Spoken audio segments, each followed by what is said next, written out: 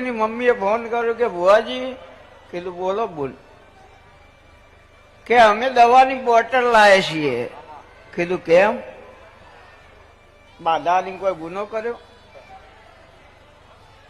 કે દીકરા ભણવા જાય પણ માતાજી લુગડો ને વેચ નહીં, એટલે જોર ચેવી જ ના જવાનું. એટલે રાતે અમે દવા આપીને આખું ઘર સુસાઇડ કરી લઈશું.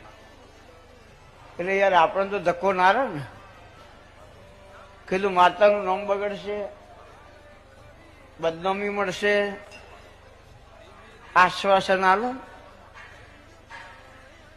અને આશ્વાસનમાં માતા જોણ, આપણે તો કશું આવડતું નહીં.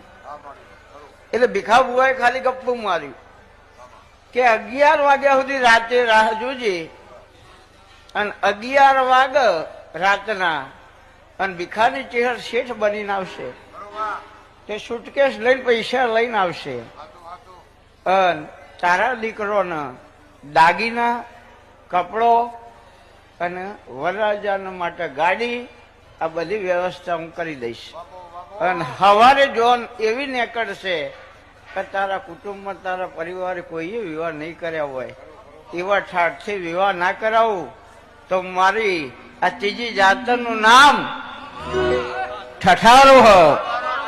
તો આ ઠઠારા મેં કરે એટલે નામ